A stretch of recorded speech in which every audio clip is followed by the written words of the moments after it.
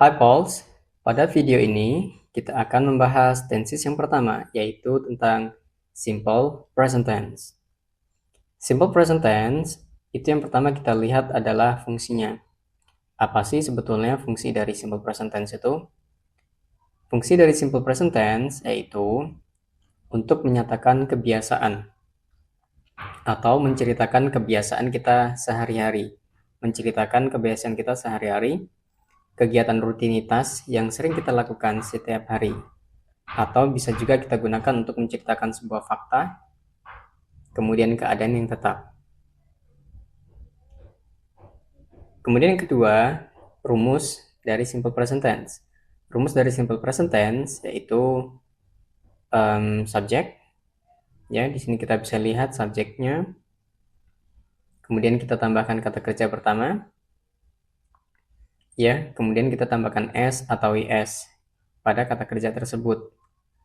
Nanti kita akan melihat ciri-ciri kata kerja apa saja yang ditambahin es dan s. Kemudian, jika kalimatnya negatif, maka kita perlu tambahkan kata kerja bantu do atau does, kemudian kita tambahkan not, kemudian kita tambahkan kata kerja ke satu.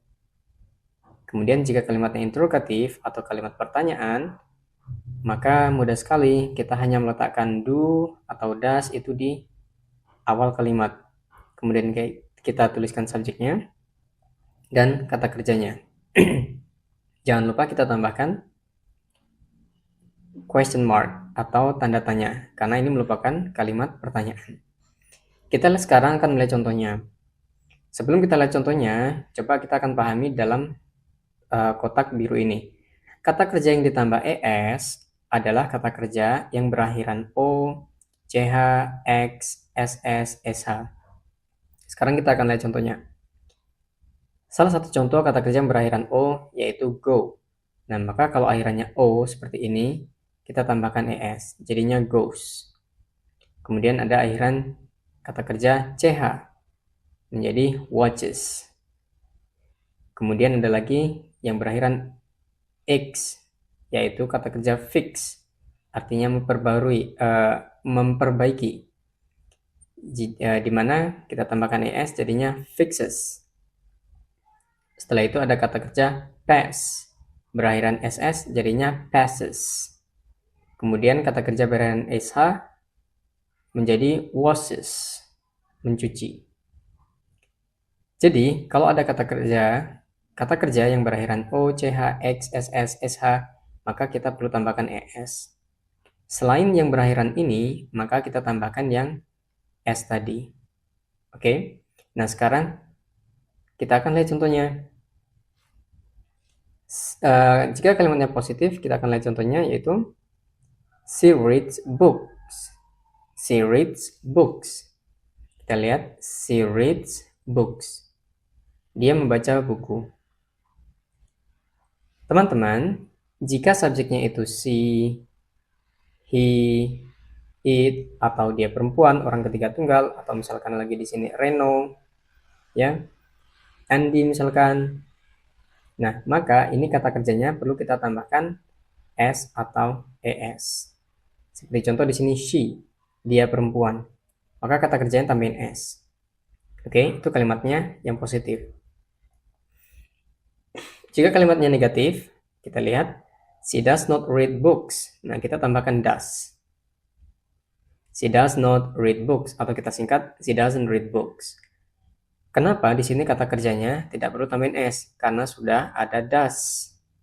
Ya. Karena sudah ada kata kerja bantu does. Oke.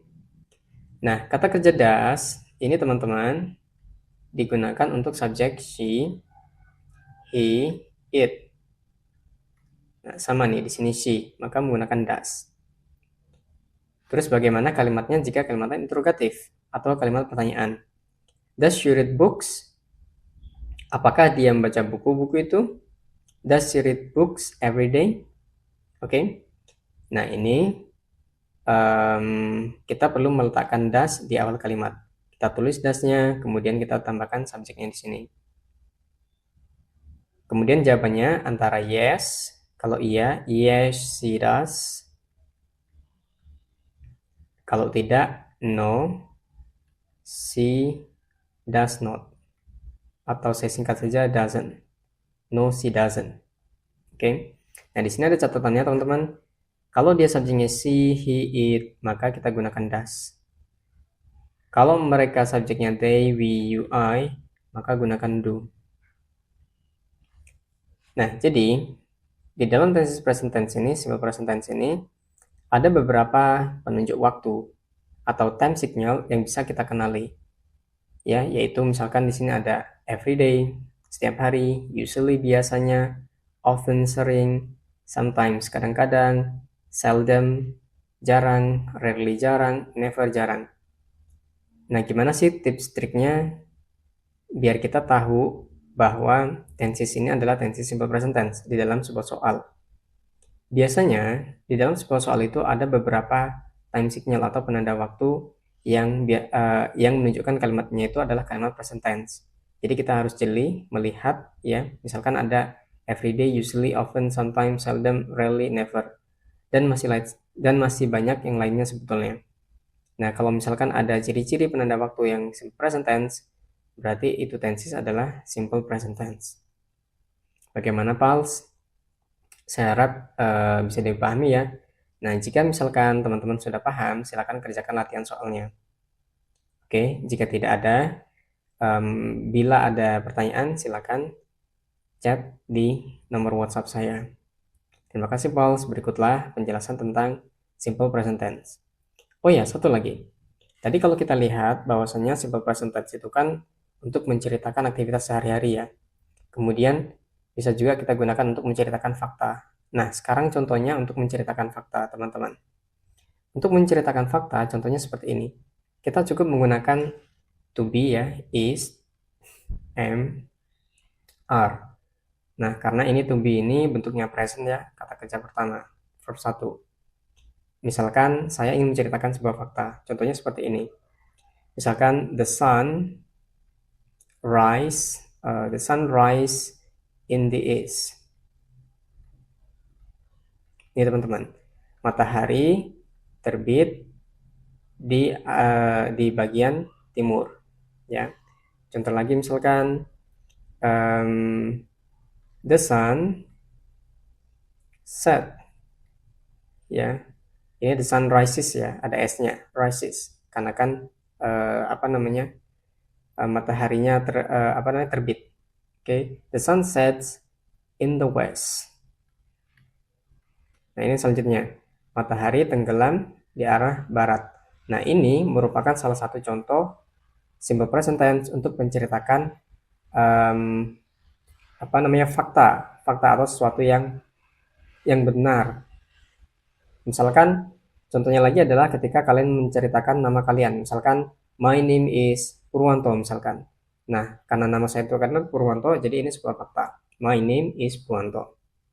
Bagaimana teman-teman? Jika ada pertanyaan silakan chat langsung ya. Terima kasih. Inilah penjelasan dari simple present tense. Bye bye.